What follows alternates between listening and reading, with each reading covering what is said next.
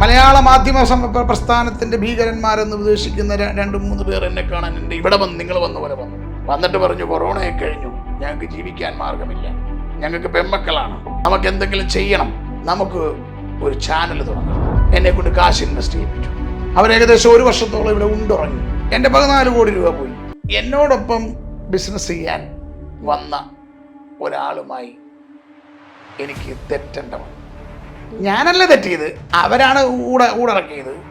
അത് കൂടുതൽ കാര്യങ്ങൾ എനിക്ക് പറയാൻ പറ്റത്തില്ല. കാരണം കോടതിയിലിരിക്കുന്ന ഒരു കേസിനെ കുറിച്ച് 18 വയസ്സിൽ താഴെയുള്ള ആളുകൾക്ക് ഇംഗ്ലണ്ടിൽ കള്ള് കൊടുക്കാൻ പറ്റത്തില്ല. ലൈസൻസ് പോയാൽ കച്ചവടം നടത്താൻ പറ്റത്തില്ല. കള്ള് വിൽക്കുന്ന കടയിൽ കള്ളില്ലെങ്കിൽ നഷ്ടം വരികയല്ലേ. അങ്ങനെ നഷ്ടം വന്നു. അങ്ങനെ ചില പ്രശ്നങ്ങളൊക്കെ വന്നു കഴിഞ്ഞപ്പോൾ അവർക്ക് അവരുടേതായ ഇൻവെസ്റ്റ്മെൻറ്റ് തിരിച്ചു വേണം. അതിപ്പോൾ ഞാനിപ്പോൾ നഷ്ടം വന്നാൽ എനിക്ക് എന്ത് ചെയ്യാൻ പറ്റും? ഈ മെൽവിൻ ഞങ്ങൾ താജ് ഹോട്ടലിൽ ഒരു ദിവസം ഇരിക്കുമ്പോൾ, ജോബി ഭായി നിങ്ങൾ ഇന്നസെൻ്റ് ആണ്, പക്ഷെ അവർ കള്ളക്കേസ് കൊടുത്തു, പക്ഷെ നിങ്ങളുടെ ഗുഡ് വിൽ പോയി. ഞാൻ പറഞ്ഞു, എൻ്റെ ഗുഡ് വിൽ എവിടെ പോകാനുള്ളൂ? എൻ്റെ ഗുഡ് വിൽ എൻ്റെ ഭാര്യയും അമ്മയും മക്കളും ഒക്കെയാണ്. ഇനി പുറത്തോട്ടൊരു ഗുഡ് വിൽ വേണോ? ഗുഡ് വിൽ എൻ്റർടൈൻമെൻറ്റ്സ് ആയിക്കോട്ടെ എന്ന് പറഞ്ഞു. വൈനോട് ടൊവിനോ തോമസിനോട് എനിക്ക് പരാതിയൊന്നുമില്ല. ടൊവിനോ തോമസിന് എന്തെങ്കിലും പരാതി എന്നോടുണ്ടോ എന്ന് എനിക്കറിയത്തില്ല. ടൊവിനോ ശരിക്കും ആദ്യം എൻ്റെ ഒരു പടത്തിൽ അഭിനയിക്കേണ്ടതായിരുന്നു. സം റീസൺ ഒരു മാറിപ്പോയതാണ്. ലാലേട്ടൻ, മമ്മൂക്ക, മഹേഷ് നാരായണൻ സിനിമ ശ്രീലങ്കയിൽ നടന്നുകൊണ്ടിരിക്കുകയാണല്ലോ. സൂപ്പർ സിനിമയാണത്. ഞാൻ അതിൻ്റെ കഥ മൊത്തം കേട്ടതാണ്. ഇവിടെ മഹേഷ് വന്ന് കേൾപ്പിച്ചതാണ്. ഭീകര സിനിമയാണത്. അത് ഞാൻ കേട്ട പോലെ എടുത്തേക്കുവാണെങ്കിൽ അതൊരു, താങ്കൾ എന്നോട് ഇപ്പോൾ ചോദിച്ച 100 കോടി നടക്കാൻ സാധ്യതയാണ്. ആ ചോദിച്ച സാധനം എന്തുകൊണ്ട് ഇവിടുന്ന് പോയി, എന്തുകൊണ്ട് ചെയ്തില്ല? ചെയ്യാൻ ആഗ്രഹം ഉണ്ടായിരുന്നു. അത് പിടിച്ചു പറിച്ചതല്ല, ചില ടേംസ് ശരിയാകാഞ്ഞതുകൊണ്ടാണ്. ഹായ്, കിഷ്കിന്ധാകാന്ഡം എന്ന സിനിമ കഴിഞ്ഞ വർഷം ഓണത്തിന് റിലീസായതാണ്. അത്തരത്തിലൊരു സിനിമ ഓണം റിലീസായി ഇറക്കണമെങ്കിൽ അതിൻ്റെ സധൈര്യം മുന്നിട്ടിറങ്ങുന്ന ഒരു പ്രൊഡ്യൂസർ ആവശ്യമുണ്ട്. അങ്ങനെ ഒരു പ്രൊഡ്യൂസറും അല്ലെങ്കിൽ അത്തരത്തിലുള്ള ആളുകളും തന്നെയാണ് ചരിത്രം തിരുത്തിയിട്ടുള്ളത്. ഇന്ന് എൻ്റെ കൂടെ ഉള്ളത് കിഷ്കിന്ധാകാന്ഡത്തിൻ്റെ മറ്റനേകം സിനിമകളുടെ ഗുഡ് വിൽ എൻ്റർടൈൻമെൻറ്റ്സിൻ്റെ ജോബി ജോർജ് എന്ന പ്രൊഡ്യൂസറാണ്. ചേട്ടാ,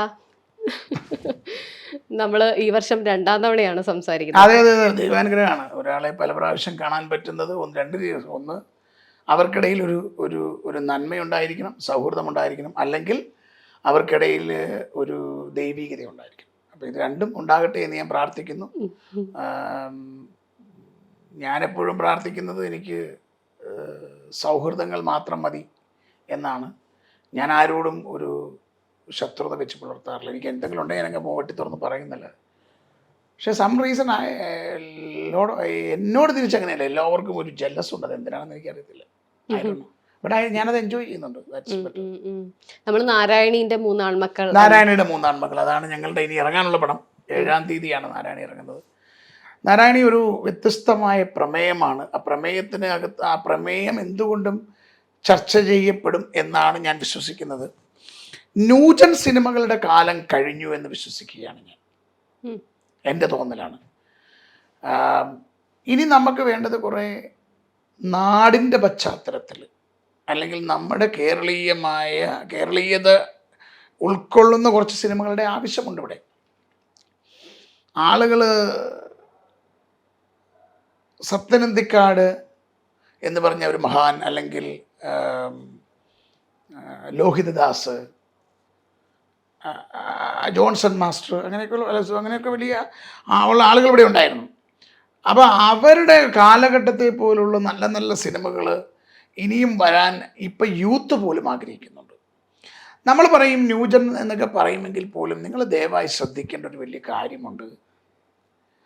ഈ യൂത്തന്മാർ എന്നുദ്ദേശിക്കുന്ന കുട്ടികൾ, ഇൻക്ലൂഡിങ് മൈ കിഡ്സ്, അവർ ഇൻസ്റ്റഗ്രാമിലോ എക്സിലോ ഫേസ്ബുക്കിലോ എവിടെയെങ്കിലുമൊക്കെ ഒരു റീലുകളിട്ടാൽ അവരുപയോഗിക്കുന്ന മ്യൂസിക് എന്ന് പറയുന്നത് പഴയ തൂവാനത്തുമ്പികളിലെയും അല്ലെങ്കിൽ നമ്മുടെ നാടുവാഴികളിലെയും ഒക്കെയാണ്. കാരണം നമ്മളുടെ ന്യൂജൻ എന്ന് പറയുന്ന ആളുകൾക്കും ഒരു തരം നൊസ്റ്റാൾജിക് ഫീൽ ഉണ്ടാകുന്നുണ്ടോ, അല്ലെങ്കിൽ നമ്മളുടെ ന്യൂജൻ പിള്ളേർക്കും നന്മയുള്ള, അതായത് ഈ ഒരു തലമുറ കഴിഞ്ഞു പോയപ്പോൾ ഇടയ്ക്ക് ജലസും അസൂയയും ഒക്കെ ഉണ്ടായിരുന്നു. പക്ഷെ പുതിയ തലമുറ they are not bothered, they are very reasonable now. ഇപ്പോഴത്തെ യൂത്ത് എന്ന് പറയുന്നത് അവരാ സത്യസന്ധമായി കാര്യങ്ങൾ മനസ്സിലാക്കാനുള്ള കഴിവുള്ളവരായിട്ടാണ് എനിക്ക് തോന്നുന്നത്. അപ്പോൾ അതുകൊണ്ട് നമ്മളുടെ നാരായണിയിലേക്ക് വന്നാൽ, നാരായണിയിലെ 3 ആൺമക്കൾ ഒരു സത്യസന്ധമായ ഒരു കുടുംബത്തിൽ നടക്കുന്ന ചില പ്രശ്നങ്ങൾ അതിൻ്റെതായ തന്മയത്വത്തോടുകൂടി പറഞ്ഞു പോകുന്ന ഒരു സിനിമയാണ്. എന്നാൽ അതിനകത്ത് യൂത്തിന് വേണ്ടി ഒരു പ്രണയം പോകുന്നുണ്ട് പാരലായിട്ട്. ആ പ്രണയം ഒരു വലിയ എക്സ്റ്റെൻഡഡ് സ്റ്റോറീസ് ഒന്നുമല്ല, അത് ആ കുടുംബത്തിൽ നടന്നു പോകുന്നതാണ്. അത് എനിക്ക് തോന്നുന്നത് ചിലപ്പം അത് ശ്രദ്ധിക്കപ്പെടാം, ചിലപ്പം അതിലൊരു കോൺട്രവേഴ്സി വരാം, ചിലപ്പം അതൊരു റിവല്യൂഷൻ ആകാം. I don't know, but there is something in that മൂവിയിൽ ഒരു ചെറിയ ഒരു സാധനമുണ്ട്. അതായിരിക്കും നാരായണിയുടെ 3 ആൺമക്കൾ. പണ്ട് പൗലോസ് എന്ന വെറും പൗലോസ് ഉള്ളൊരു നാടകം മികച്ച നടനായി തിരഞ്ഞെടുക്കപ്പെട്ടപ്പോൾ അതിലൊരു നടനുണ്ടായിരുന്നു, ജോബി. ആ നടൻ എങ്ങനെയാ ഗുഡ് വിൽ എന്റർടൈൻമെന്റ്സ് തുടങ്ങുന്നതും മലയാള സിനിമയിലെ മുൻനിര പ്രൊഡ്യൂസേഴ്സിൽ ഒരാളാവുന്നതും? അങ്ങനെ ഞാൻ മുൻനിരയൊന്നുമില്ല, ഞാൻ ഏറ്റവും ചവിട്ടുപടിയിൽ ഇരിക്കാൻ ആഗ്രഹിക്കുന്ന ഒരാളാണ്. I am sorry. എന്നാ വെച്ചാൽ ഈ നമ്മൾ ഉയരം കൂടുന്നത് വീഴ്ചയ്ക്ക് ആക്കം കൂടുമെന്നാണ് ഞാൻ പഠിച്ചിരിക്കുന്നത്. അതുകൊണ്ട് എനിക്ക് മുന്നിലൊന്നും ആകണ്ട, ആരുടെയും മുന്നിലാകണ്ട. എനിക്ക് സസ്റ്റെയിൻ ചെയ്ത് പോയാൽ മതി. ഞാൻ വിശ്വസിക്കുന്ന എൻ്റെ കൂട്ടത്തിലുള്ള ആളുകൾ, എൻ്റെ കൂട്ടത്തിൽ എന്ന് പറഞ്ഞാൽ അതിൽ ഫസ്റ്റ് എന്ന് പറയുന്നത് എൻ്റെ കുടുംബമാണ്. എൻ്റെ മക്കള്, എൻ്റെ അമ്മയ്ക്ക് 75 വയസ്സായി, എൻ്റെ ഭാര്യ, അതാണല്ലോ ഒന്നാമത്തെ ലെയർ. പിന്നെ രണ്ടാമത്തെ ലെയർ എന്ന് പറഞ്ഞാൽ നിങ്ങളിപ്പോൾ ഇവിടെ വന്നപ്പോൾ പണ്ടൊരാളോട് വന്നപ്പോൾ ഇത്രയും സ്റ്റാഫോ എന്നെന്നോട് ചോദിച്ചു. ഞാൻ പറഞ്ഞു അത്രയും സ്റ്റാഫിനോട് പണിയുണ്ട്.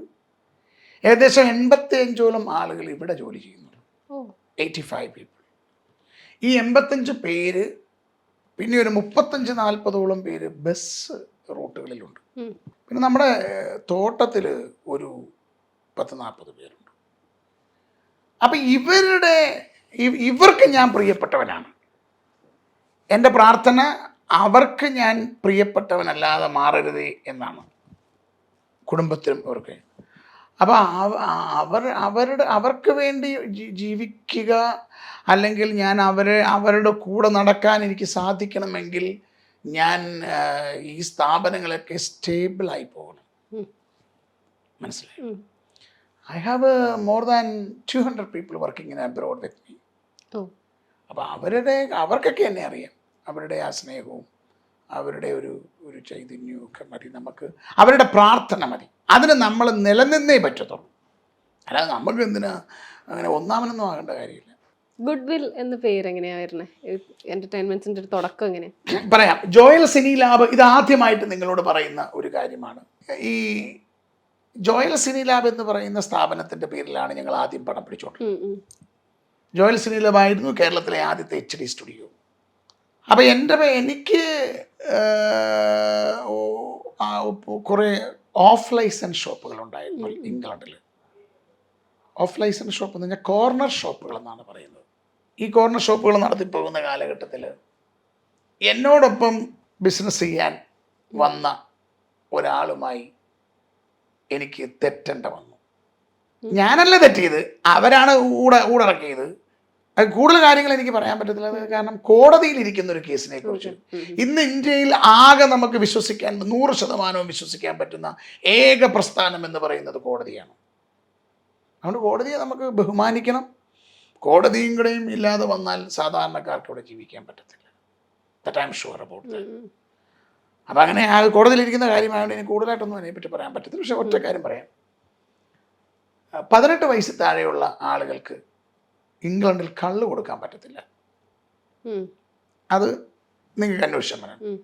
അങ്ങനെ 18 വയസ്സിൽ താഴെയുള്ള ഒരാൾക്ക് കള്ള് കൊടുത്താൽ സ്വാഭാവികമായിട്ട് ലൈസൻസ് പോകും. ലൈസൻസ് പോയാൽ നിങ്ങൾക്ക് പിന്നെ കച്ചവടം നടത്താൻ പറ്റത്തില്ല. കള്ള് വിൽക്കുന്ന കടയിൽ കള്ളില്ലെങ്കിൽ നഷ്ടം വരികയല്ലേ. അങ്ങനെ നഷ്ടം വന്നു. അങ്ങനെ ചില പ്രശ്നങ്ങളൊക്കെ വന്നു കഴിഞ്ഞപ്പോൾ അവർക്ക് അവരുടേതായ ഇൻവെസ്റ്റ്മെൻറ്റ് തിരിച്ചു വേണം. അതിപ്പോൾ ഞാനിപ്പോൾ എന്നെ നഷ്ടം വന്നാൽ എനിക്ക് എന്ത് ചെയ്യാൻ പറ്റും? അങ്ങനെ നഷ്ടം വന്നാൽ ലാഭം തരണം എന്നുണ്ടെങ്കിൽ എനിക്ക് ആദ്യം തരേണ്ടത് എനിക്ക് ലാഭം. ഞാൻ എൻ്റെ ഒരു സുഹൃത്തുമായി ഞാൻ പേര് പറയാൻ ആഗ്രഹിക്കുന്നില്ല, അമേരിക്കയിൽ 4 ഗ്യാസ് സ്റ്റേഷൻസ് തുടങ്ങി. ആ കട ഞാൻ കണ്ടിട്ട് പോലുമില്ല, സത്യസന്ധമായിട്ട് ഞാൻ ആ കട കണ്ടിട്ട് പോലുമില്ല. കാരണം അതൊരു സൗഹൃദത്തിൻ്റെ പുറത്ത് എനിക്ക് ജീവിക്കാൻ മാർഗമില്ല എന്ന് പറഞ്ഞു വരുമ്പോൾ നമ്മുടെ സുഹൃത്താകുമ്പോൾ നമ്മൾ അവരെ സഹായിച്ചു. ആ സുഹൃത്ത് അതിനകത്തൊരു പാർട്ട്ണറാണ്, അദ്ദേഹത്തിൻ്റെ ചേട്ടൻ അതിനകത്ത് പാർട്ട്ണറാണ്, തജീഷ് എന്ന് പറയുന്ന ഒരാൾ പാർട്ട്ണറാണ്, ജോബി ജോർജ് അതിനകത്ത് പാർട്ട്ണറാണ്. ഈ 4 കടകളിൽ ഒരു കട തന്നത് ഇന്ന് കടുത്തുരുത്തി ഞങ്ങളുടെ അടുത്ത് മണലേൽ എന്ന് പറയുന്ന ഒരു വലിയ കുടുംബത്തിൽ ജെയ്മോൻ എന്ന് പറയുന്ന ഒരാളാണ്. അത് 2 കട തന്നത്. ഈ ജെയ്മോന് കാശ് കൊടുത്താണ് നമ്മൾ മേടിക്കുന്നത്. ഇതിൻ്റെ കടയുടെ കാര്യങ്ങൾ നോക്കേണ്ട ആളാരാണ്? എൻ്റെ മറ്റേ സുഹൃത്തായ പാർട്ട്ണറാണ്. മനസ്സിലായോ? എനിക്ക് പേര് പറയുന്നതിന് മടിയുണ്ടായിട്ടൊന്നുമല്ല, പക്ഷെ എന്തിനാണ് നമ്മൾ അവരുടെ പേര് പറയേണ്ട കാര്യം? ജെയ്മോൻ്റെ പറഞ്ഞ് ജെയ്മോൻ ഞാനുമായിട്ട് കാര്യം സംസാരിച്ച് ജെയ്മോൻ കഴിഞ്ഞ പ്രാവശ്യം വന്നപ്പോഴും എന്നെ വിളിച്ചു. ജെയ്മോൻ അറിയാമായിരുന്നു അവിടെ കോസ്കോ എന്ന് പറയുന്ന ഒരു വലിയ സ്ഥാപനം വരാൻ പോകുന്നു. ഇത് നോക്കി മേടിക്കേണ്ടത് അമേരിക്കയിലുള്ള ആളാണ്. അവർ മേടിച്ചില്ല. ഞങ്ങളുടെ കട തുടങ്ങിയപ്പോഴത്തേന് കോസ്കോ വന്നു, ഞങ്ങൾക്ക് നഷ്ടം വന്നു, പൂട്ടിപ്പോയി. I lost load of money. ഞാൻ ഉടനെ അവർക്കെതിരെ കള്ളക്കേസ് കൊടുക്കാനല്ല പോയത്. ഞാൻ ജെയ്മോനെ കാണുമ്പോൾ പറയും, നിങ്ങളെന്നെ പറ്റിച്ചു, അതുകൊണ്ട് നിങ്ങൾക്ക് ദൈവം നിങ്ങൾക്ക് ശിക്ഷ തരട്ടെ, അല്ലാതെ എൻ്റെ കാശ് പോയി, അടുത്തത് എനിക്ക് ദൈവം തരും. അല്ല, ഞാൻ അവനെതിരെ കള്ളക്കേസ് കൊടുക്കാൻ പോയില്ല. ഭീരുക്കളാണ് കള്ളക്കേസ് കൊടുക്കാൻ പോകുന്നത്. ഓടുന്നവനും ഓടിക്കുന്നവനും കിതയ്ക്കും. ഞാനിപ്പോൾ ആരെ ഓടിക്കാനും എനിക്ക് നേരെയില്ല, ഓടിപ്പിക്കാനും നേരെയില്ല. ഇതുണ്ടായ സംഭവമാണ്, ഒരു ഉദാഹരണം പറയും. അപ്പോൾ അങ്ങനെ ഈ ഓഫ് ലൈസൻസ് ഷോപ്പ് പ്രശ്നം ഉണ്ടായി. നമ്മുടെ പാർട്ട്ണറുമായിട്ട് തെറ്റി, അവരെന്നെക്കുറിച്ച് വലിയ അനാവശ്യമായ കിംവദന്തികളൊക്കെ പറഞ്ഞു പരത്തി, വളരെ വളരെ വൾഗറായ കാര്യങ്ങൾ. അതിനകത്ത് വേറെ ഒരു കാര്യമില്ല. അപ്പോൾ അങ്ങനെയൊക്കെ ചെയ്ത് പരത്തി കഴിഞ്ഞപ്പോഴത്തേന് എൻ്റെ ഒരു സുഹൃത്തുണ്ട്, അദ്ദേഹത്തിൻ്റെ പേര് മെൽവിൻ എന്നാണ്, മെൽവിൻ അബ്രഹാം.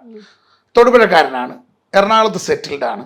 ഈ മെൽവിൻ ഞങ്ങൾ താജ് ഹോട്ടലിൽ ഒരു ദിവസം ഇരിക്കുമ്പം എന്നോട് പറഞ്ഞു, ജോബി ഭായി, നിങ്ങൾ ഇന്നസെൻ്റ് ആണ്, പക്ഷെ അവർ കള്ളക്കേസ് കൊടുത്തു, പക്ഷെ നിങ്ങളുടെ ഗുഡ് വിൽ പോയി എന്ന് തമാശന് പറഞ്ഞ്, തമാശ രീതിയിലാവട്ടെ പറഞ്ഞു.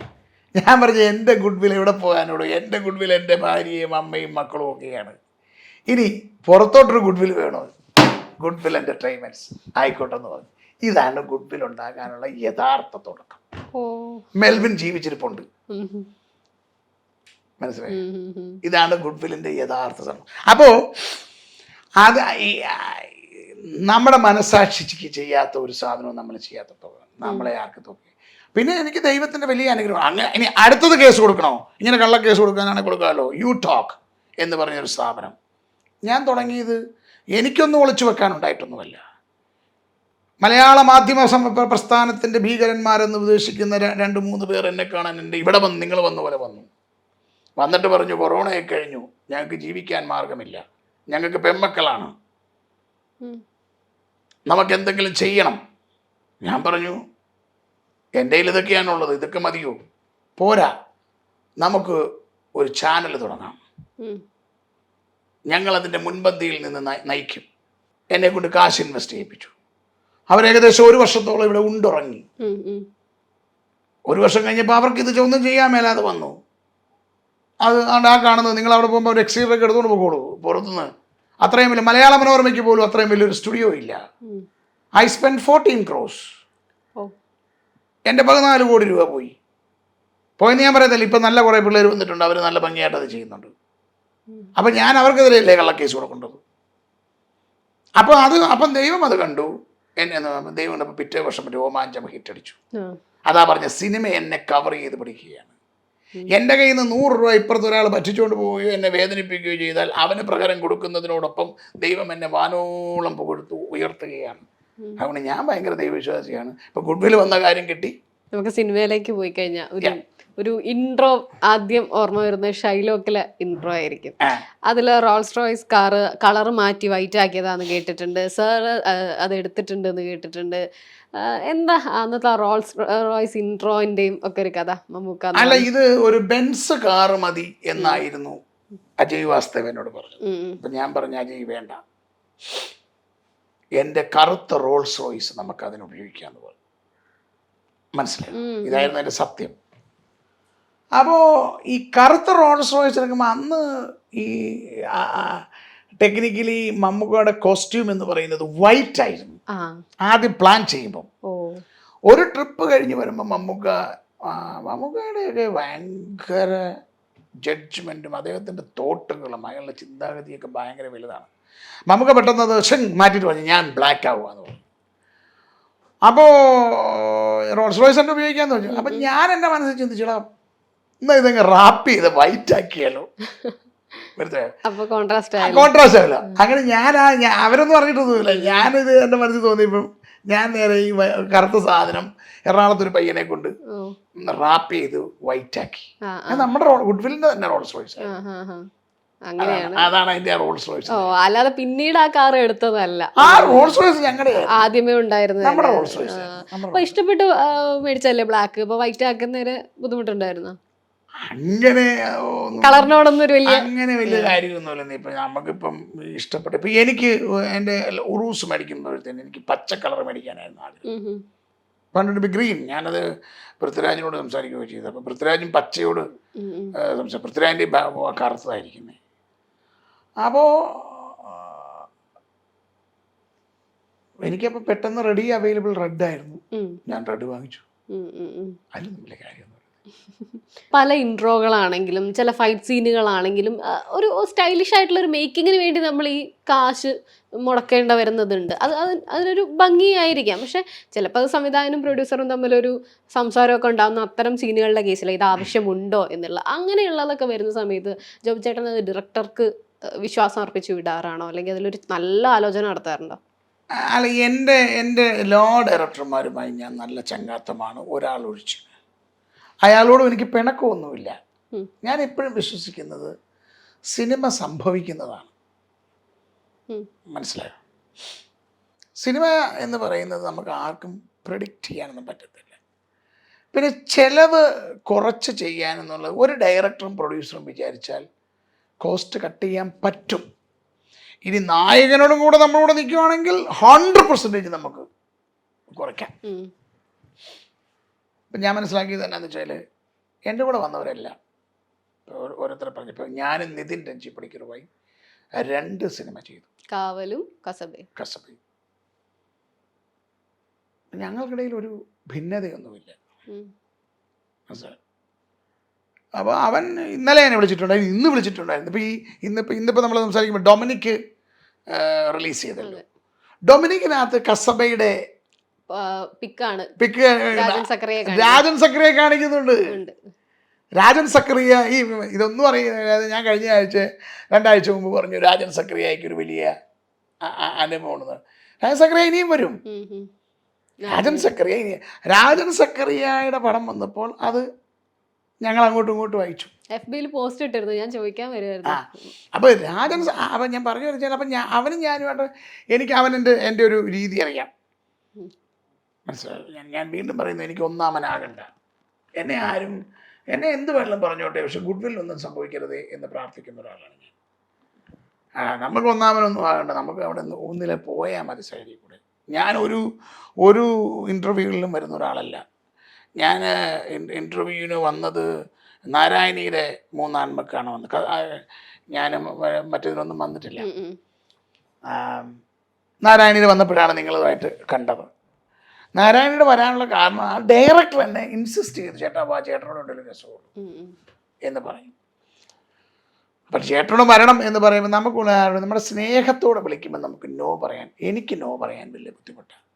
പക്ഷേ എന്നോടെല്ലാവരും നോ പറയണേ എന്നാണ് ഞാൻ പ്രാർത്ഥിക്കുന്നത്. പക്ഷേ എനിക്കൊരാളോട് നോ പറയാൻ ബുദ്ധിമുട്ടാണ്. For me no is next opportunity. അപ്പോൾ അതുകൊണ്ട് I don't have no problem. അപ്പം ഞാൻ അങ്ങനെ ജീവിക്കുന്ന ഒരാളാണ് ഞാൻ. അപ്പോൾ ഷൈലോക്കിൻ്റെ കാര്യത്തിൽ അജയ് ഒരു വളരെ നല്ല മനുഷ്യനാണ്. ഇപ്പോഴും ഞാൻ പറയുന്നു, Ajay is a good person. അജയ്യോട് നമുക്ക് എന്തും പറയാം, ആ സ്വാതന്ത്ര്യമുണ്ടായിരുന്നു. പിന്നെ കിഷ്കിന്ധകാണ്ഡത്തിലേക്ക് വന്നാൽ ദിൻജിത്ത് അയ്യത്താൻ വളരെ സാധുവായ ഒരു സോഫ്റ്റ് മനുഷ്യനാണ്. ദിൻജിത്തൊക്കെ ഒത്തിരി നന്മയുള്ള ആൾക്കാരാണ്. അപ്പം അവരോടൊക്കെ നമുക്ക് കാര്യങ്ങൾ തുറന്ന് പറയുമ്പം അവർക്ക് മനസ്സിലാവും എന്താണ് ഇനി അങ്ങോട്ട് ഡയറക്ടർമാരോട് കൂടുതൽ ശ്രദ്ധിക്കേണ്ടിയിരിക്കുന്നു. പണ്ട് എന്തെങ്കിലുമൊക്കെ പ്രീ ബിസിനസ് ഉണ്ട്, ഇപ്പോൾ ഒരു ബിസിനസ്സും ഇല്ല. അതൊരു വലിയ തിയേറ്റർ ഇറങ്ങിയ ശേഷം OTT ഇനി എല്ലാം അതേ നടക്കുന്നു. നേരത്തെ വിറ്റുപോകലില്ല അല്ലേ? ഇല്ല. അപ്പൊ എങ്ങനെയാ ഈ ലക്ഷറി ഇതൊക്കെ വരുന്ന സമയത്തും ഇപ്പൊ പറഞ്ഞു ഒരു സംവിധായകൻ ഒഴിച്ച് ബാക്കി എല്ലാവരിലും ആ ഒരു വിശ്വാസത്തോടെ തന്നെയാണ് അവർ അതിനു വേണ്ടിയുള്ള അവരോട് ബഡ്ജറ്റ് ചോദിച്ച് അകൃത്യം ബഡ്ജറ്റിൽ അവരെ ബഡ്ജറ്റ് താഴെയാണ്, ഷൈലോക്ക് അതിൽ താഴെയാണ് നിന്നത്, പറഞ്ഞ ബഡ്ജറ്റിലും താഴെ നിർത്തിയത്. എന്നോട് അങ്ങനെ എനിക്ക് 3 ദിവസം മുമ്പ് ആ പടം തീർത്തു. പിന്നെ കാവൽ സം റീസൺ നീണ്ടുപോയി, എന്നാലും ഓക്കെ. കിഷ്കിന്ധ കാണ്ഡവും നീണ്ടുപോയി മഴയൊക്കെ കാരണം. പക്ഷെ ബഡ്ജറ്റ് അങ്ങനെ വലിയ പ്രശ്നമൊന്നും വന്നില്ല. അത് ഇച്ചിരിയൊക്കെ കൂടിയെങ്കിൽ പോലും അത് നമുക്ക് അത് മാനേജബിൾ ആയിരുന്നു. അത് അവരുടെ കുഴപ്പം കൊണ്ട് കൂടിയതല്ല, സാഹചര്യങ്ങൾ കൊണ്ട് കൂടിയതായി. ഇപ്പോൾ നിതിൻ രഞ്ജി പണിക്കരുടെ പറഞ്ഞു 2 സിനിമകൾ ചെയ്തിട്ടുണ്ട്. അതുപോലെ രഞ്ജി സാറിന്റെ ഒരു written and directed by Ranji Panicker, അത് നല്ല ഗംഭീര സിനിമയായിരിക്കും. ഞാൻ അതിന്റെ ഒരു ഫസ്റ്റ് ഡ്രാഫ്റ്റ് ഞാൻ വായിച്ചു. പിന്നെയും അദ്ദേഹത്തിന് എന്നേക്കാൾ കൂടുതൽ അദ്ദേഹം ഒരു സ്വന്തം അനിയനെ പോലെ എന്നെ കരുതുന്നത്. അപ്പം രഞ്ജിയേട്ടന് എന്നേക്കാൾ ഉപരിയാണ്. ഞാൻ രഞ്ജിയേട്ടനോട് വർഷങ്ങളായി പറയുമായിരുന്നു, രഞ്ജിയേട്ട നമുക്കൊരു ഗുഡ് വില്ലിന് ഷോക്കേസ് ചെയ്യപ്പെടാൻ ഒരു രഞ്ജി പണിക്കർ തീപ്പൊരു സിനിമ വേണമെന്ന് പറഞ്ഞു. വിത്ത് ഫഹദ് ഫാസിൽ. ഫഹദ് ഫാസിൽ എന്ന് പറഞ്ഞിട്ടില്ല, എൻ്റെ മനസ്സിൽ മൊത്തം മമ്മൂക്കയായിരുന്നു. രഞ്ജിയേട്ടൻ ഗുഡ് വിൽ മമ്മൂക്ക ആയിരുന്നു എൻ്റെ ആഗ്രഹം. പക്ഷേ എഗെയിൻ പ്രകൃതിയോ പ്രപഞ്ചമോ കാലമോ ദൈവമോ ഫഹദ് ഫാസിലിനെ അതിനകത്താക്കി ഇന്നാക്കി. ഫഹദിന് എന്നേക്കാളും ഇഷ്ടമാണ് രഞ്ജി പണിക്കറെ, എന്നേക്കാളും ഇഷ്ടം ഫഹദ് ഫാസിലിനെ ഇഷ്ടമാണ്. അപ്പോൾ അതുകൊണ്ട് അവരുടെ ഒരു കോംബോ ഉണ്ട്. അപ്പോൾ ആ ഇഷ്ടം രഞ്ജിയേട്ടൻ മനസ്സിലാക്കിയത് കൊണ്ട് രഞ്ജിയേട്ടൻ അതിനും വലിയ വാശിയാണ്. അതിങ്ങനെ ഫൈൻ ട്യൂൺ ചെയ്ത് ഇവിടെ ഇരുന്ന് എഴുതിക്കൊണ്ടിരിക്കുന്നത്. ഇപ്പോൾ ഇവിടെ ഇല്ല, ഇന്നിവിടെ ഇല്ല, പക്ഷെ ഇനി വരും പുള്ളി. അപ്പം അത് കറക്റ്റായിട്ട് ചെയ്യുന്നു പോകുന്നുണ്ട്. അപ്പോൾ ഈ കസബ നിങ്ങൾ വീണ്ടും രാജൻ ചക്കരെ വരും എന്നൊക്കെ പറയുന്ന സമയത്ത് അതിൻ്റെ ഒരുക്കങ്ങൾ തുടങ്ങിയിട്ടുണ്ടോ? അല്ല, 100% രഞ്ജിയേട്ടൻ്റെ കയ്യിൽ ഒരു സാധനമുണ്ട്. 100% സമയമാകുമ്പോൾ അത് വരും. ഒരു കാര്യം ഞാൻ അർദ്ധശങ്കയില്ലാതെ വരാം. ഡൊമിനിക്കിനകത്ത് കസബയുടെ ഫോട്ടോ ഒരു റെഫറൻസ് വന്നെങ്കിൽ രാജൻ സക്കറിയ ഇനിയും വരും. ഭയങ്കര കയ്യടിയായിരുന്നു ഡൊമിനിക്കിന്റെ അത് കാണുമ്പോൾ. അതെ തിയേറ്ററിൽ ഉണ്ടായിരുന്നു. രാജൻ സക്കറിയക്ക് ഒരു വലിയ ഓഡിയൻസ് ഇവിടെ.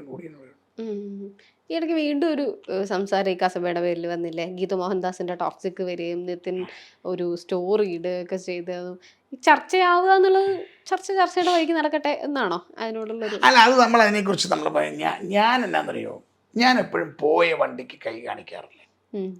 പോയ വണ്ടി അങ്ങ് പോയി, അതിന് കൈ കാണിച്ചിട്ടൊരു കാര്യവുമില്ല. അടുത്ത വണ്ടിക്ക് കയറി പോവുക എന്നുള്ള ലക്ഷ്യമാണ് എൻ്റെത്. ഞാൻ അങ്ങനത്തെ ഒരാളാണ്.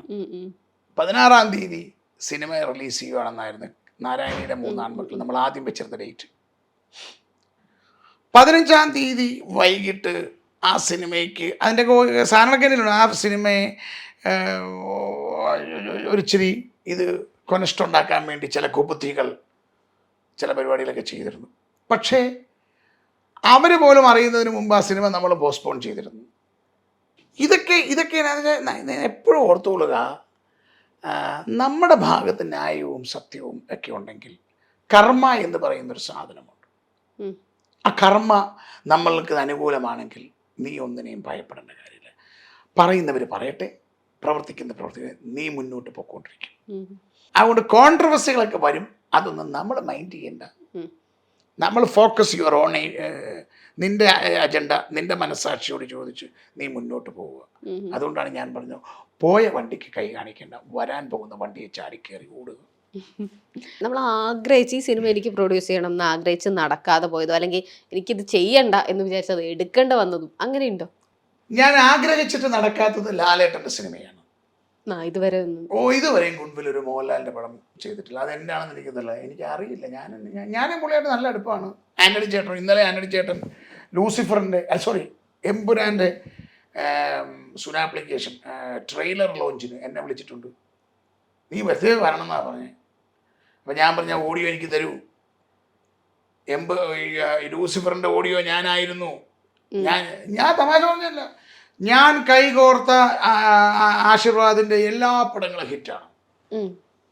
ഗുഡ്വില്ലിന്റെ അവർക്ക് ഒരിക്കലും നഷ്ടം വന്നിട്ടില്ല. ഗുഡ്വിൽ അതിന്റെ ലോഗോ വെച്ച്, താങ്ക്സ് കാർഡിൽ ലോഗോ വെച്ച ആശീർവാദിന്റെ എല്ലാ പടവും ഹിറ്റാണ്. രാശിയാണ്. അപ്പൊ ഞാൻ പറഞ്ഞു, ആന്റണി ചേട്ടാ നിങ്ങൾ ദൈവത്തിനെ ഓർത്ത് എനിക്ക് ആ പാട്ട് താ. 6 പാട്ടുണ്ടെന്ന് എന്നോട് പൃഥ്വിരാജ് പറഞ്ഞു, നിങ്ങൾ എനിക്ക് തരൂ. നീ വാ സംസാരിക്കുന്ന പുള്ളി പറയട്ടെ. അപ്പൊ മോഹൻലാലിന്റെ പടം ചെയ്തിട്ടില്ല, അതൊരു സത്യമാണ്. ഇനി അതിന്റെ ചർച്ചകൾ നടന്നുണ്ടോ? ചർച്ചകൾ എല്ലാ ദിവസവും നടക്കുന്നുണ്ട്. മമ്മൂക്ക മോഹൻലാൽ ഇല്ലാത്ത ഗുഡ്വിൽ എന്റർടൈൻമെന്റ്സ് എല്ലാ ആളുകളുടെയും പടം ചെയ്യണം. അവരുടെ ലൈബ്രറിയിലെല്ലാം വേണം. ലാലേട്ടന്റെ പടം കൂടെ ഉണ്ടെങ്കിലല്ലേ ഇത് പൂർണ്ണത കൈവരിക്കത്തുള്ളൂ. ഒരു വീട്ടിൽ അപ്പൻ മാത്രമേ ഉള്ളെങ്കിൽ പൂർണ്ണതയുണ്ടോ? അപ്പനും അമ്മയും മക്കളും എല്ലാം കൂടുന്നതാണ് കുടുംബം എന്ന് പറയുന്ന സത്യം. അങ്ങനെ എന്ന് പറയും. ഇപ്പൊ സുരേഷ് ഏട്ടന്റെ പടം നമ്മുടെ കയ്യിലുണ്ട്. വൈ നോട്ട് ലാലേട്ടൻ? അതാ അദ്ദേഹം. ഇപ്പൊ പുതിയ ദുൽഖർ, ടൊവിനോ അങ്ങനെയുള്ള ദുൽഖറിന്റെ പടം ഉണ്ടല്ലോ ഞങ്ങളുടെ കയ്യിൽ. ദുൽഖറൊക്കെ ഞങ്ങൾ ചെയ്തു പോയത്. അല്ല, ഇനി അങ്ങനെ ഒരു വൈനോട് ടൊവിനോ തോമസിനോട് എനിക്ക് പരാതിയൊന്നുമില്ല. ടൊവിനോ തോമസിന് എന്തെങ്കിലും പരാതി എന്നോടുണ്ടോ എന്ന് എനിക്കറിയത്തില്ല. ടൊവിനോ ശരിക്കും ആദ്യം എൻ്റെ ഒരു പടത്തിൽ അഭിനയിക്കേണ്ടതായിരുന്നു. സം റീസൺ ഒരു മാറിപ്പോയതാണ്. ഇനി ടൊവിനോ നല്ല ഹാർഡ് വർക്ക് ചെയ്യുന്ന ഒരാളാണ്. ടൊവിനോയുടെ തുടക്കം എനിക്കറിയാം. അവിടുന്ന് ഇന്ന് ഇത്രയും നിലയിലേക്ക് ടൊവിനോ തോമസ് വളർന്നിട്ടുണ്ടെങ്കിൽ അതിനർത്ഥം ടൊവിനോയുടെ ഹാർഡ് വർക്കും അവരുടെ കുടുംബത്തിന്റെ പ്രാർത്ഥനയൊക്കെയാണ്. ഭയങ്കര വളർച്ചയില്ലേ, നോക്കി നിൽക്കുമ്പോൾ വളർന്ന പോലെ. അതായത് ടൊവിനോയുടെ നമ്മുടെ ആദ്യ സിനിമയിൽ, എൻ്റെ ഒരു സിനിമയിൽ ടൊവിനോയ്ക്കൊരു റോൾ ഉണ്ടായിരുന്നു. അത് ചില ആൻമരിയ കലിപ്പ. അന്ന് ടൊവിനോ പല സിനിമയിലൊന്നും ആയില്ല. അപ്പൊ അത് കഴിഞ്ഞ് അങ്ങനെ ടൊവിനോയുടെ വളർച്ച കാണുന്നുണ്ട്. ഈസ് എ ഗ്രേറ്റ് മാൻ.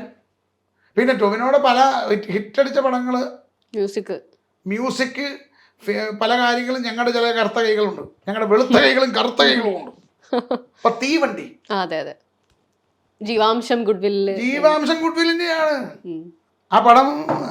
നമ്മുടെ ഒരു പിന്നെ 2 പടം കൂടെ ഉണ്ട്, ഞാൻ പേര് പറയുന്നില്ല. എന്നാൽ അവരെയൊക്കെ നമ്മൾ തീവണ്ടി, പിന്നെ ഷാജിയുടെയാണ്. ഷാജി നമ്മുടെ കുഞ്ഞാണ്.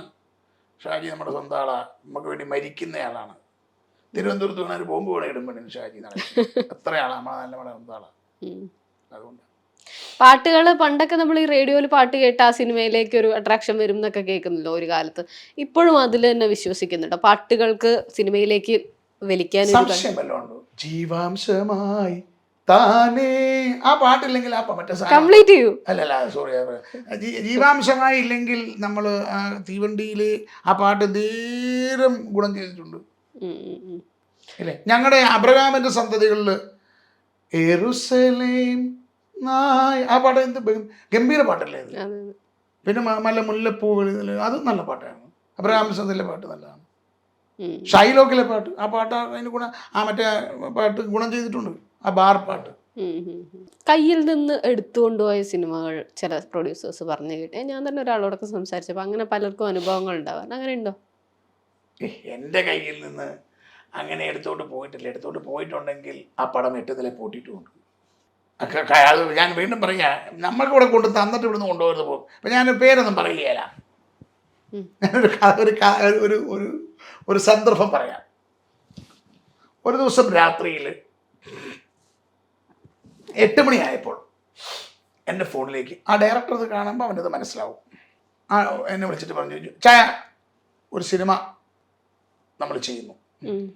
പുള്ളി ഇതിന് മുമ്പ് എൻ്റെ ഒരു സിനിമ ചെയ്തിട്ടുണ്ട്. പിന്നെ എന്നാ ചെയ്യാമല്ലോ, നല്ല കാര്യമില്ല. നമ്മളെന്നടാ ഗുഡ്വില്ലൊന്ന് കൂടി പോട്ടടാ, സഹായിക്കടാ, പാവല്ലടാ, ആരടാ ആർട്ടിസ്റ്റ്? അത് ഞാൻ പറയുകയില്ല. ശരി, പറയണ്ട. നാളെ ഞാനൊരു കാർഡ് ഉണ്ടാക്കി തരും, നിങ്ങളത് ഫേസ്ബുക്കിൽ പോസ്റ്റ് ചെയ്യണം, നിങ്ങൾക്ക് ഭയങ്കര റീച്ചാണ്. ഞാൻ പറഞ്ഞു, ഞാനിടാം, കുഴപ്പമൊന്നുമില്ല. പക്ഷെ നീ ടേംസ് പറയണം. നിന്റെ ശമ്പളം എത്ര? നീ ആളാരാന്നൊന്നും പറയണ്ട. പക്ഷെ അത് പറഞ്ഞു, നീ എനിക്ക് ചുമക്കാൻ മേലാത്തതാണ്, എനിക്ക് ചുമക്കാൻ പറ്റുമോ മോനെ? അപ്പോൾ അയാൾ പറഞ്ഞു, എനിക്ക് ശമ്പളം വേണ്ട, ലാഭം തന്നാൽ മതി, ഒരു 20%. ഞാൻ പറഞ്ഞു, നിനക്ക് 25% തരാം, പ്രോഫിറ്റ്. അങ്ങനെ നാളെ രാവിലെ നാളെ വൈകുന്നേരം ആകുമ്പം അച്ചായന് ഞാൻ ഈ കാർഡ് ഇട്ട് തരാം, അച്ചായനത് പോസ്റ്റ് ചെയ്താൽ മതി എന്ന് പറഞ്ഞു. എത്ര മണിക്കാടാ? ഒരു 6 മണിയാകുമ്പോൾ കിട്ടും, 7 മണിക്ക് പോസ്റ്റ് ചെയ്തു. ശരി, അപ്പം ഗുഡ് നൈറ്റ് മോനെ. ഫോൺ വെക്കും. എൻ്റെ ഭാര്യ എന്നോട് പറഞ്ഞു അത് നടക്കില്ല കേട്ടോ എന്ന് പറഞ്ഞു. അവളിങ്ങനെ എൻ്റെ കൂടെ കിടപ്പുണ്ട്, ഇവിടെ കട്ടിലുണ്ട്, അപ്പം തൊട്ടടുത്തുണ്ട്. അങ്ങനെ നടക്കിയിരുന്നു പറഞ്ഞു. പിറ്റേ ദിവസം വൈകുന്നേരം 7 മണിക്ക് കാർഡ് വന്നു. എനിക്കല്ല, വേറൊരു പ്രൊഡ്യൂസറുടെ പേജിൽ ആ കാർഡ് വന്നു. പ്രൊഡ്യൂസറുടെ പേര് ആഷിഖ് ഉസ്മാൻ, എൻ്റെ സുഹൃത്താണ്, അതുകൊണ്ട് കുഴപ്പമില്ല. അത്ര ക്ലോസ് ഉള്ളവരുടെ പേര് പറയുന്നില്ല. എന്തായാലും ആ പടം ആഷിഖ് ഉസ്മാൻ ഫ്ലോപ്പായിരുന്നു. ഉദാഹരണമാണ് ഞാൻ പറഞ്ഞത്. പച്ചയായി ആഷിഖ് ഉസ്മാൻ എൻ്റെ ശത്രുവാകരുത്, അടുത്ത കള്ളക്കേസുമായിട്ട് വരരുത്. അങ്ങനെ സിനിമയിൽ നിന്നും കള്ളക്കേസുകൾ ഉണ്ടായിട്ടുണ്ടോ? സിനിമയുള്ളവരെല്ലാം നല്ല ആൾക്കാരാണ്. സിനിമക്കാരൊക്കെ ഇച്ചിരി കുശുമൊക്കെ കാണുമായിരിക്കും, എല്ലാ വർഷവും ഓരോ ഹിറ്റ്. ശത്രുതയും കാണുമായിരിക്കും. അല്ല, അതിപ്പോ പിന്നെ ചെയ്യാൻ പറ്റും. പ്രൊഡ്യൂസേഴ്സിന് തമ്മിൽ എന്തായാലും കാണുമല്ലോ. എന്നോട് എല്ലാവർക്കും ഇഷ്ടം. I love them all. എല്ലാവർക്കും ഓരോ ഉമ്മ, ഉമ്മ. നമ്മള് ഇപ്പൊ പറഞ്ഞപ്പോ ലാലേട്ടൻ, മമ്മൂക്ക, മഹേഷ് നാരായണൻ സിനിമ ശ്രീലങ്കയിൽ നടന്നുകൊണ്ടിരിക്കുകയാണല്ലോ. അതിന്റെ സ്ക്രിപ്റ്റ് എത്തിയിട്ടുണ്ട് എന്ന് പറഞ്ഞു. എന്താ അത് പ്രൊഡ്യൂസ് ചെയ്യുന്നതിനെ പറ്റി ആലോചിക്കാൻ? സൂപ്പർ സിനിമയാണത്. ഞാൻ അതിന്റെ കഥ മൊത്തം കേട്ടതാണ്. ഇവിടെ മഹേഷ് വന്ന് കേൾപ്പിച്ചതാണ്. ഭീകര സിനിമയാണത്. അത് ഞാൻ കേട്ട പോലെ എടുത്തേക്കുവാണെങ്കിൽ അതൊരു, താങ്കൾ എന്നോട് ഇപ്പോൾ ചോദിച്ച 100 കോടി നടക്കാൻ സാധ്യതയാണ്. അപ്പൊ താങ്കൾ ചോദിച്ചു വരുന്ന നമ്മുടെ കോൺട്രവേഴ്സി, അല്ല സോറി, ചോദിച്ച സാധനം എന്തുകൊണ്ട് ഇവിടുന്ന് പോയി, എന്തുകൊണ്ട് ചെയ്തില്ല എന്നുള്ളത് ചെയ്യാൻ ആഗ്രഹം ഉണ്ടായിരുന്നു. അത് പിടിച്ചു പറിച്ചതല്ല, ചില ടേംസ് ശരിയാകാഞ്ഞതുകൊണ്ടാണ്. ആൻഡോ ചേട്ടൻ ചെയ്യട്ടെ. പിന്നെ ഈ പറഞ്ഞ പോലെ അത്രയും വലുതായില്ല ഗുഡ്വിൽ എന്നുള്ളത് കൊണ്ടാണ്. അതാണ് എൻ്റെ ശരിയായ നടൻ. 100 കോടി രൂപ മുടക്കി പടം പിടിക്കാനുള്ള അത്രയും വലിപ്പം ഗുഡ്വിൽ എൻ്റർടൈൻമെൻറ്റ്. 100 കോടിയാണ് അതിൻ്റെ ബഡ്ജറ്റ്. അതിൻ്റെ ബഡ്ജറ്റ് 100 കോടി രൂപയാണ്. അത്രയും ബഡ്ജറ്റ് ഗുഡ്വില്ലിന് ഇല്ലാത്തത് കൊണ്ടാണ്. ഭയങ്കര ആഗ്രഹമായിരുന്നു അത് ചെയ്യാൻ. നല്ല സ്ക്രിപ്റ്റാണ്. 100 കോടി രൂപ കൊടുക്കാനുള്ള സാമ്പത്തിക സ്ഥിതി എനിക്കില്ലാത്തതിനാൽ, ഞാനൊരു സാധാരണക്കാരനായതുകൊണ്ട് അത് നടന്നില്ല. മറ്റൊരു സിനിമയും കൂടെ ചോദിക്കാനുണ്ടായിരുന്നു. കുഞ്ഞാലി, സന്തോഷ് ശിവൻ മമ്മൂട്ടി കോമ്പോലൊരു കുഞ്ഞാലിയെ പറ്റിയും സംസാരിച്ചിരുന്നു. മോഹൻലാൽ സാറിൻ്റെ കുഞ്ഞാലി വന്നപ്പോൾ ഇത് മാറ്റി വെച്ചു എന്നൊക്കെ കേട്ടിരുന്നു. അത് ചിന്തിച്ചോ പിന്നീട്? കുഞ്ഞാലി മരക്കാർ എന്ന് പറഞ്ഞ സിനിമ എനിക്ക് ചെയ്യണമെന്ന് ആഗ്രഹം ഉണ്ടായിരുന്നു. ഇതുപോലെ തന്നെയായിരുന്നു ആഗ്രഹം ഉണ്ടായിരുന്നു. മമ്മൂക്കയ്ക്കും അത് താല്പര്യമായിരുന്നു. ഞാൻ ചെയ്യണമെന്ന് മമ്മൂക്കയ്ക്കും ഇഷ്ടമായിരുന്നു. പക്ഷെ അവിടെ ഒരു പ്രശ്നം വെച്ചാൽ, ഷാജി നടേശൻ ഞങ്ങൾക്ക് വേണ്ടപ്പെട്ട ഒരാളാണ്, ഞങ്ങൾ അടുപ്പമുള്ള ഒരാളാണ്. ഷാജിക്ക് ഇത് ചെയ്യാൻ വേണ്ടിയിരുന്നു. ഓരോ മനുഷ്യർക്കും ഓരോ സാഹചര്യങ്ങളുണ്ടാകും. നമ്മൾ അവരെ ആയിരിക്കുന്ന അവസ്ഥയിൽ മനസ്സിലാക്കാൻ സാധിക്കും. Conditionally don't love anyone. Please love others unconditionally. അപ്പം നമുക്ക് കൂടുതൽ അവരെ മനസ്സിലാക്കാൻ പറ്റും. അപ്പോൾ അദ്ദേഹത്തിന് ചില പ്രശ്നങ്ങൾ കാരണം അത് പറ്റിയില്ല. ലാലേട്ടൻ്റെ കുഞ്ഞാലി മരക്കാർ വന്നു. ഇനിയൊരു കുഞ്ഞാലി മരക്കാർ വരുമെന്ന് എനിക്ക് തോന്നുന്നില്ല. ഇനിയൊരു ആവശ്യവുമില്ല. അതാണ് അതിൻ്റെ റിയാലിറ്റി. ഇനിയൊരു കുഞ്ഞാലി വരില്ല. ഇതാണ് എൻ്റെ വിശ്വാസം.